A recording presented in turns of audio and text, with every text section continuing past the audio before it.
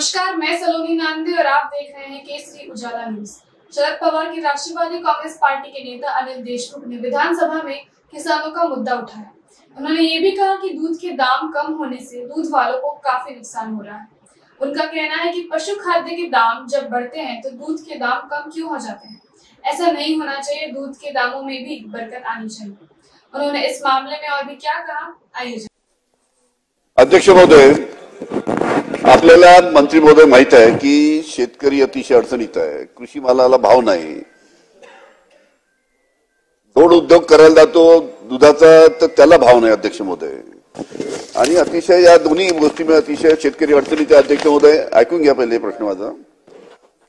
आपलं धोरण जसं आहे की पशुखाद्याचे जे दर वाढतात तर दुधाचे दर सुद्धा वाढले पाहिजे। पण आपण जर आता उदाहरण पाहिलं की पशुखाद्याचे दर वाढल्यानंतर इकडे दुधाचे दर कमी देतो आपण। उदाहरण म्हणून तुम्हाला सांगतो,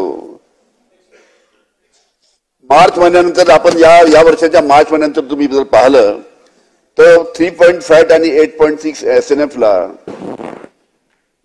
मक्याचा दर 25 रुपये सध्या प्रति किलो आहे, ढेपेचा दर आहे 36 रुपये, पशुखाद्याचा दर आहे 30 रुपये।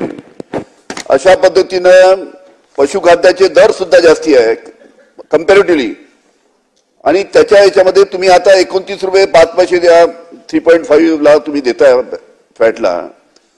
याची जर तुलना आपण 2022 केली तर तुम्हाला माहित याच पद्धतीनं मका ढेप पशुखाद्याचे दर कमी असताना सुद्धा 32 रुपये 75 पैसे 3.5 आणि 86 ला आपण देत होतो।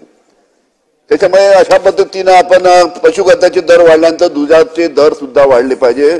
त्याच्यामुळे शेतकरी अतिशय अडचणीत आलेले अध्यक्ष महोदय, त्याच्या बाबतीत काहीतरी आपण धोरण ठरवलं पाहिजे अध्यक्ष महोदय। आणि त्याचबरोबर जे 5 रुपये अनुदान सगळ्यात मोठी ओरड महाराष्ट्रामध्ये आहे ती 5 रुपये अनुदान जे तुम्ही जाहीर केलं आणि इतक्या त्याला अटी लावून ठेवल्या। आज एखादा उज्ज्वल नावाच्या नावावरती मंजूर झाली आहे,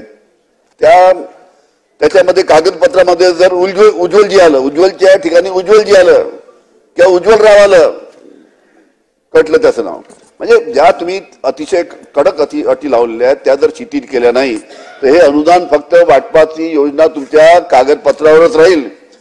तुम्ही विधानसभेमध्ये असं भाषणामध्ये सांगत राहाल, आम्हाला उत्तर देत राहाल, पण ते अनुदान शेतकऱ्यांना मिळणार नाही। आज दूध उत्पादक शेतकरी अतिशय अडचणीत आहे, त्या बाबतीत आपण चांगल्या पद्धतीने पाऊल उचलले पाहिजे।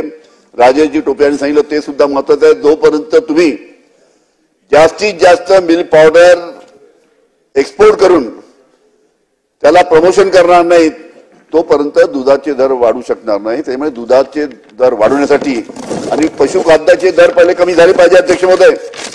तुमचे पशुखाद्य मी सांगितलं मका ढेप पशुखाद्य हे अतिशय मोठ्या प्रमाणात या राज्यामध्ये वाढ झाली आहे।